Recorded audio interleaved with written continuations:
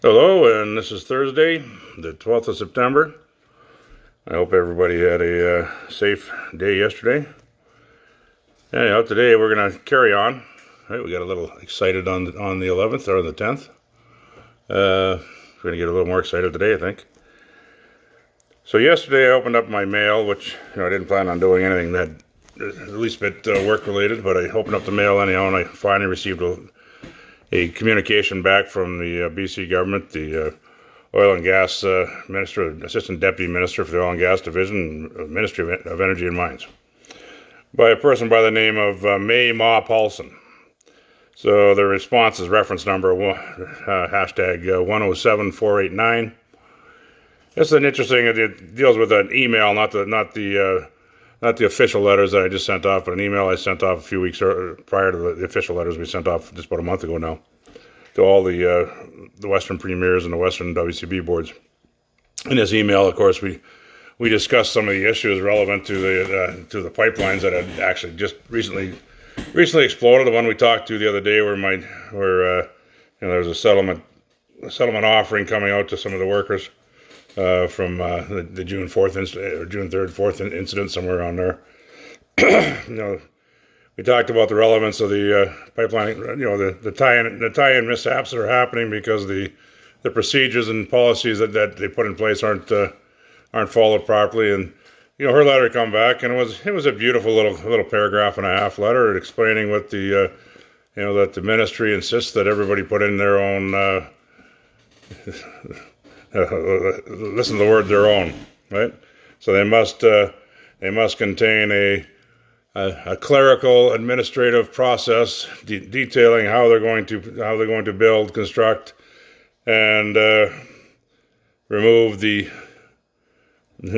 pipeline at that time, or the plant when it comes time to do so. That's a beautiful little thing. I mean, I go to their website. It says that. So and my response was more concerned about, I actually sent you a letter a year and a half ago, almost 2 years ago, when we had that issue over, because they're actually responsible for Oil and Gas Commission. So I said, we have an issue with people going to the Oil and Gas Commission, or the Oil and Gas Commission running around and marketing for companies. But, we're in northeastern BC, so you start marketing for a Alberta-based company, and you're the Oil and Gas Commissioner, or you're one of the officers, that has a tendency to hurt a little bit, seeing as my taxpayers pay for you to have a damn job. So in me, I think it looks at it this way, right? I kind of watch where they live and watch what they do now. Most of them don't even know that, but them new boats, you might have to explain those one day. Well, we'll just leave that at there, right? I mean, the gentleman that's on my Facebook page, the consultant that probably watches this thing, that phoned me up and told me about the happenings when they were going to showed up at his rig and said, don't use this company, use this company, even though our system that we were using was monitored and a more enhanced version of any compliance system. They couldn't argue to him. So either this gentleman is mentally retarded, but hey, the government employees, we don't really need what we're about to discover here. We don't need these employees, right?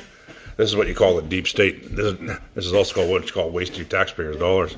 So in the last couple of these videos, what we've discovered, we had the Attorney General, Giulio Paletti, sent us a response. He totally ignored so I mean, here's the Attorney General.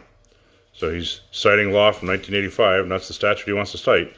But there was a change to that law in 1992. There's an amendment to it. So when I phoned him and asked him if he'd get back to me about why he ignored the amendment, I still haven't heard from the man yet. I have a sneaking suspicion I'm not going to hear from him. But what he then did is he forced everybody to the supply chain below him. So I mean, you got to admit he's getting, he or her, I don't care what it is, right? I mean, nowadays with your gender or whatever, right? The its, right? So these its are turning around and they're forcing the people below them to abdicate and obfuscate, as we went through here the other day, the last couple videos. The problem with them abdicating and obfuscating is whether they want to or not, they're going to do it because they want to protect their position. So again, now we're running in a position, if you're protecting your position, you're not doing your actual job, then there's no need for you to have a job, not working for the government. And that's, if Bob Zimmer, my MP, even though he's in the middle of elections watching this, or my MLA, Mike Bernier are watching this, which I mean, I would expect that they watch some of them. These people, we can start to identify these people. What are they doing? When I get a letter from May Ma Paulson going to their policy page, which all I got to do is, I mean, hey, I'm pretty good. I can get on the internet. I can do it with my phone too. I mean, as a matter of fact, I do these videos on my phone. So I go to their policy page, and basically she's just taking a section of their policy page, copy, paste. There you go. This is what you're gonna do. It's hot in my house today, but I turned around and I said, "Oh, that's kind of interesting." So you don't address anything. You're the assistant deputy minister. I send a letter or an email to the premier. The premier gets a little flustered and he sends it back. That's kind of expected. Or just wait till you have to respond to the letter I sent him. Then you respond with a canned message that basically identifies the fact that you don't have there's no need for any of you people to have jobs.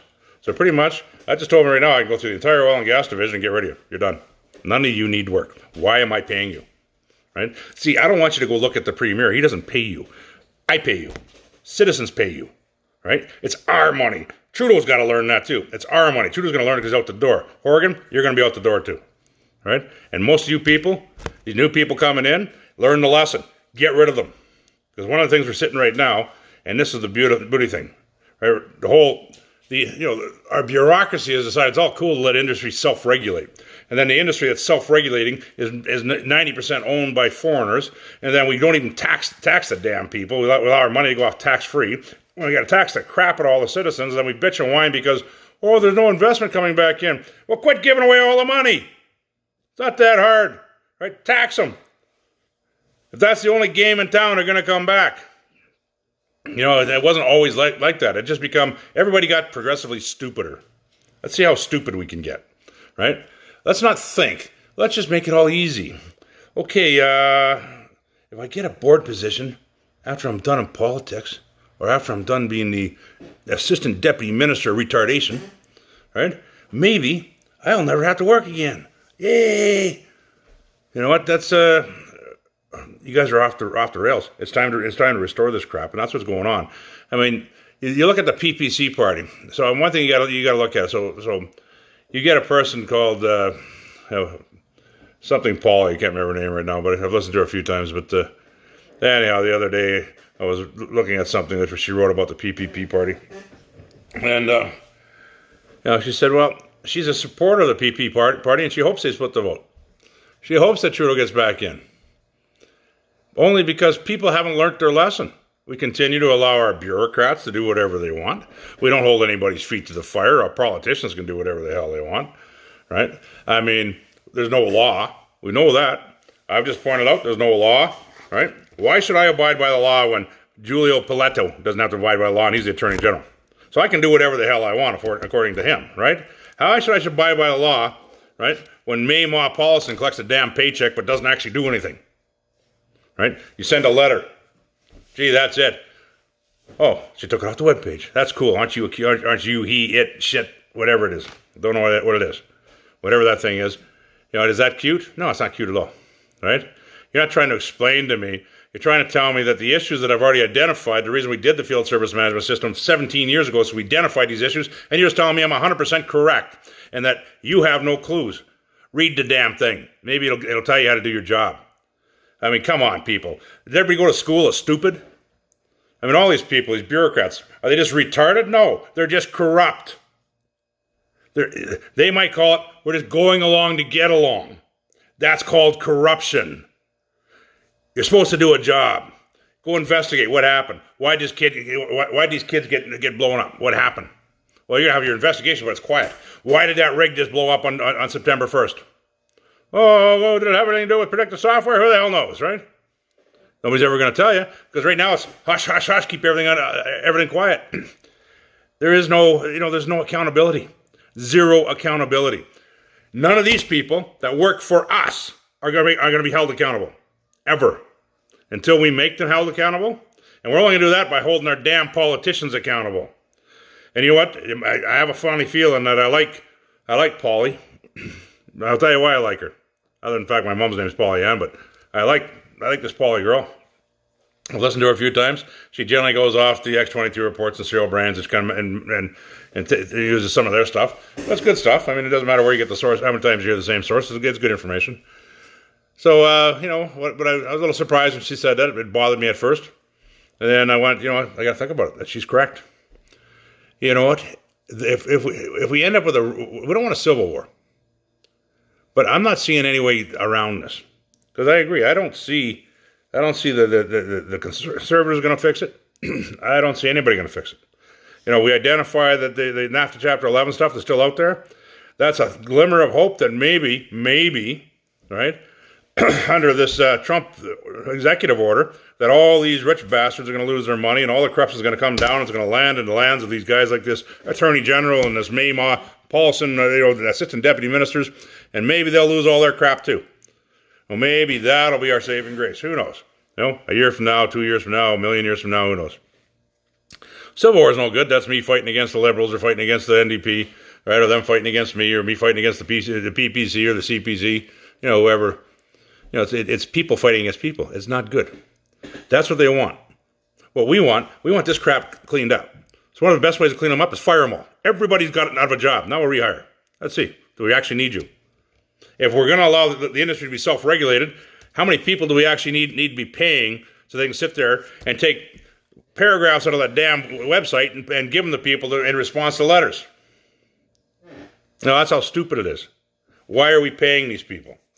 So if that was the best the assistant deputy minister can do, or the best the attorney general of Canada could do, right? These people don't need jobs, and they can leave the workers below them the hell alone, right? Because these are the people that the higher ups. Let's make this guy go away. Big bad man, make him go away. I don't go away. I'm a little hard to make me go away. See, Mr. John, you should have remembered that back in '96 when we had our little tangle with Mr. Horgan. Do you remember that, Mr. Horgan, when you were working for the Attorney General, Mr. Dosanjh? You remember, you criminal bunch of bastards, right? And trust me, that's me being gentle and nice. These are the biggest thieves you've ever met in your life.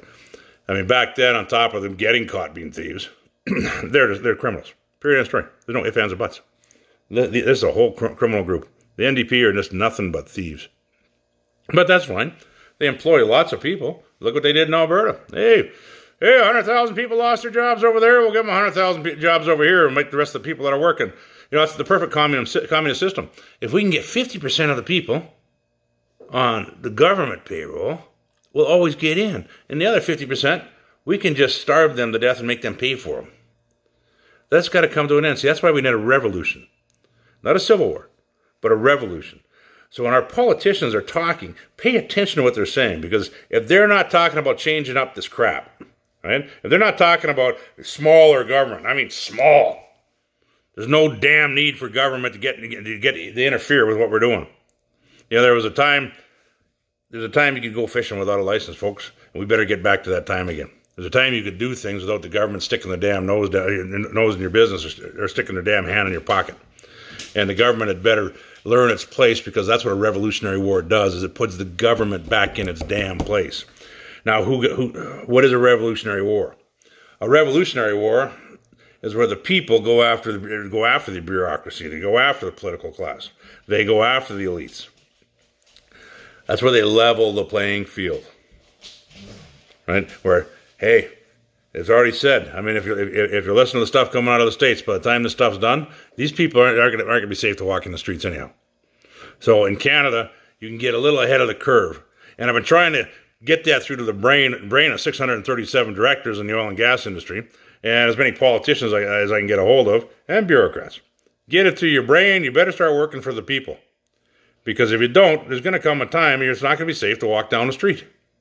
Well, that means if you think you're doing a good job for your family, I don't think that's going to be very good for your family. If you know what I'm saying. If you can't walk down the street, what the hell is what's your family going to do? So, it's time to think about who pays for what, where, when. We the people, not you the politician or you the bureaucrat, right? Or you the CEO of a company that has sold his soul to American finance. That's not what we're after.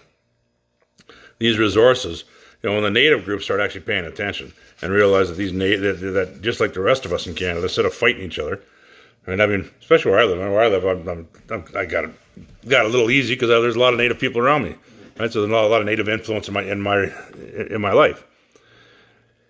And I'll tell you what, they think the same way we think. They're sick and tired of the bureaucracy and the governments and the elite, whether they're the band chief or the dominant family on a reserve, or whether they're the political powers in an area. Everybody gets a little sick and tired of them. And when you're sick and tired of something, you're sick and tired of something.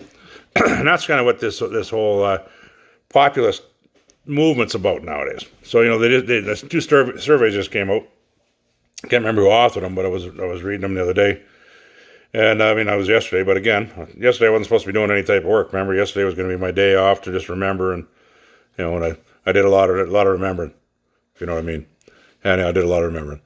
So yesterday was kind of a sad day. Even today, I mean, there's still lots of videos out there, and I remember that just like the second it happened.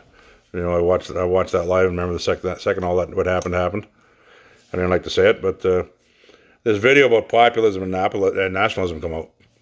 So they did a survey in using, there's 12,000 people in Canada. They included in the survey across Canada. 70% of the population was actually receptive to the nationalist or to the populist message. 58% nationalist populism was their actual goal. That's your reduced government. That's it's getting back to getting government the hell out of people's pocket. And basically putting your community back together, having community again. Nationalism, of course, is getting rid of these global empires, and that's going to happen anyhow. It's already on the way out. If you look at so in Europe, you think, okay, well, Europe's they're a little screwy in the brain there anyhow. But let's see what they did. Oh, guess what? The immigration issue there, the same as the immigration issue in Canada, was an overwhelming majority. We're a little tired of this, the way the immigration profile's been handled. In Europe, of course, the numbers are a little bit higher on the immigration side, could be understandable. The populism side was pretty close, they're like 64%. So, I mean, you've got the rest of the world moving forward. It's like the other amazing thing that came out this week on another installment of how screwed up your government is. Instead of now you know the rest of the story, I think I was changing it, how screwed up your government is. In Germany and in Australia, so Germany and Australia, they started this trend into our green energy stuff with the windmills. They were the two biggest promoters of it. Now they're removing them as fast as they can. Now most people don't even understand how these they like to say, well, these windmills are primarily owned by energy companies now. Yeah, the oil companies, a lot of them changed their name to energy companies. So they're energy companies because they can take advantage of this. Energy companies, as we tried to explain last time, the reason that they're removing them is, they're bird choppers. They're inefficient. So the energy that goes into them, the amount of coal and steel, and by the time you make these damn things up and get them put up, in their lifetime, they'll never return the energy it took to build them. So that alone just makes a joke out of them. But then you go ahead and you kill all your raptors. You kill all your birds of prey. You kill your bats. So that's okay. I guess that makes you smart, kind of. If you want rats and in my case cats. I got more because I live 7 miles from town. I got every time the industry slows down or economically things get tough, people drop their cats and dogs off, expecting that we're going to continue to shoot them. Well, even if you do shoot 100 a year, you're still that's a sad thing to say, but that's how bad it is. So you know what, people, fix your cats or euthanize them. I've had the SPCA out here, and there's nothing they can do, right? So it's up to me to control them and remove their populations. So they do a lot of damage on the way, but it's not just the cats, it's the rats, right? I think I took a picture last year.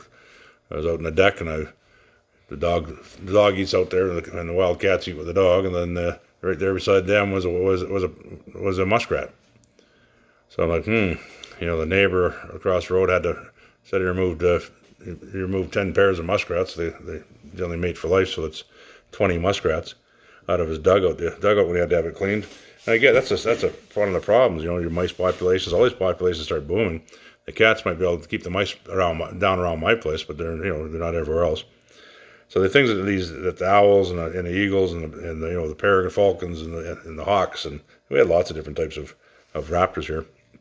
Again, I live just below the top of a mountain. So they had lots of them. That's of course where the windmills are. Well, those raptors, they're gone now. Nothing you can do about it. So, it's good to see Australia and Germany's finally kicking these inefficient welfare, corporate welfare. That's corporate welfare. If you think it, so if you like green energy, let me explain this about corporate welfare to you. So you say the oil companies get corporate welfare. Well, that's because they're smart. So they say, okay, now we're an energy company. We're going to buy up all these wind programs. But why? They're inefficient. Of course they're inefficient, but nobody cares. It's about money. So for every dollar, right, I would make let's say for this Site C hydro dam, which is down the road from me. So for every dollar there, matter of fact, I'm going to go see a buddy of mine. He's just in right now. He works out there. So for every dollar that we pay in wholesale hydro costs from, say, Site C, or what is done, or Bandit Dam, or traditional projects, with the windmills, the government compensates them $4. So these people are so smart that there's power lines coming into them off the grid, and that powers the braking system because they're about 90% inefficient, which means they need 90% of the power they generate themselves to run their braking system to keep them from basically going out of control. And you've seen the videos everybody's seen the videos online of them getting out of control and destroying themselves. So you have that 90% inefficiency. So they take that energy at a dollar, say a kilowatt. Just to use round numbers here. And then for every kilowatt of energy they produce, they send down their transmission lines. And then the government, we, the people, because remember, it's not the government, it's us, it's our money. So when you got Trudeau running around trying to give out money, that's my money, right? I might not want you to have it, where you're handing it out. Maybe I think I need it better. So I mean, they got to start paying attention where they're handing money out. Again, buying votes. What are you buying votes? What are you, a retard? If that buys your vote, you need a civil war for you. But anyhow, let's get back to the issue. So their transmission lines that are going away from these things, they're collecting $4 for every kilowatt hour, say, and they're bringing in the power from the grid, and they're paying $1. So 90% of that energy exchange, right, that the thing's creating, is being used up by the machine itself, right, to control the machine.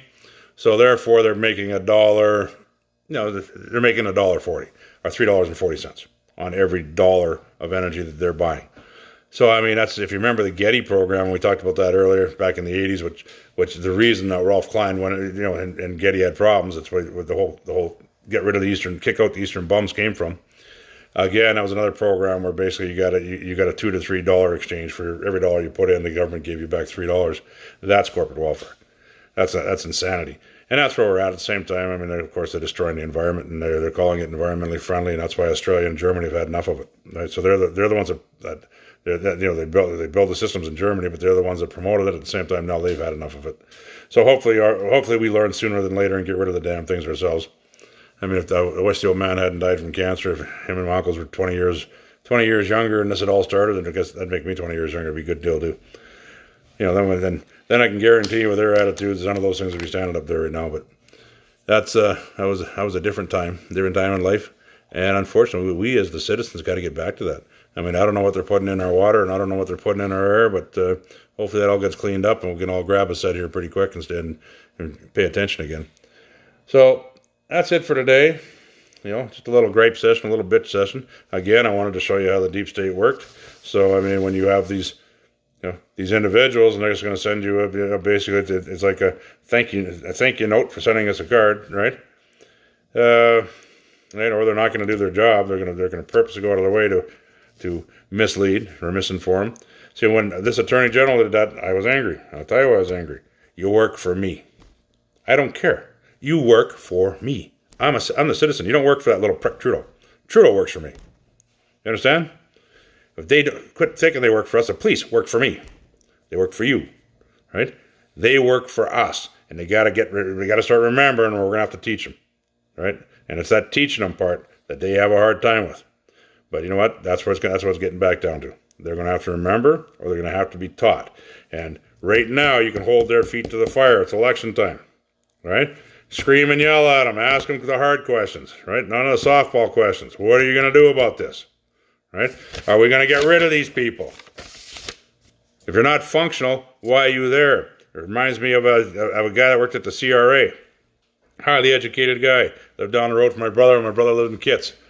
We meet him actually, we ran into him, we're in Puerto Vallarta back, probably 7 years ago. We run into the guy in Puerto Vallarta.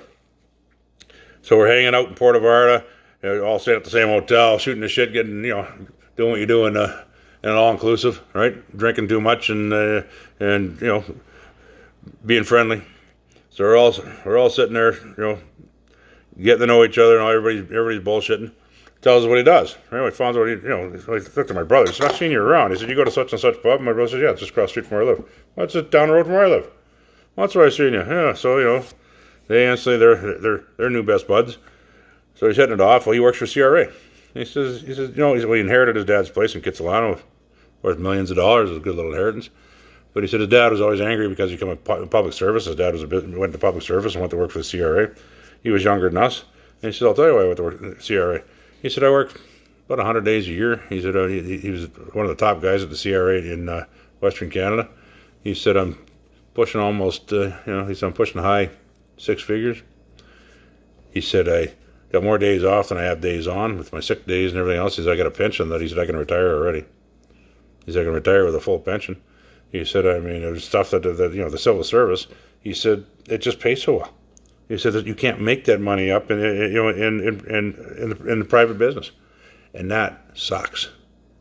That's us paying that. There was a reason. See, there used to be a law against civil servants being able to unionize. So who undid that law? Some little bastard named Trudeau, the first Trudeau. So, when him and his retarded people listen to this, I hope they enjoy it, right? Because what he did, the same thing as lawyers. We keep lawyers out. The reason we kept lawyers out, imagine how easy it is to defend your cases, right? You don't have to know jack shit if you had a bunch of ambulance chasers running around. So, that's the other thing they can do. Let's free that up in the doctors too, right? Let's open it up, right? Get rid of these damn boards that are restricting, right? Because they're restricting you and me as a citizen for their own benefit, right? Maybe we should make it so they can't walk down the damn street either, right? So anyhow, the not walking down the street thing is all about this pedophile stuff that's coming out in the U.S. You've heard me talk about it before. I don't think we're going to find out. Somebody's going to get caught up in it. I'm almost pretty sure I can guess who I think is going to get caught up in it. Maybe you guys can guess too. But you've got the Nexivism crap that's already come out. You've got the Epstein stuff. You've got the Podesta stuff. They're just starting to go along with that stuff now. Now they're just starting to lay charges. Today they laid charges against McCabe. So the U.S. is finally starting to get around to the charging portion. And that, I don't think is going to, over this coup d'etat. Now, remember, Trudeau may or may not have had something to do with one of the attempts on our neighbor's president to the south here. But I guess we'll find out. So, yeah, there's lots to find out. So this one went a little longer again. You guys have fun with it. Sorry, I feel like I'm getting a little aggressive, but I was a little annoyed. I shouldn't open that damn thing up on the 11th, because the 11th is a bad day for me. It's a day of remembrance, and the memories aren't good memories. As you can see, I was crying a little bit. Anyhow, you guys have a good one. I'll see you next time on Now You Know the Rest of the Story.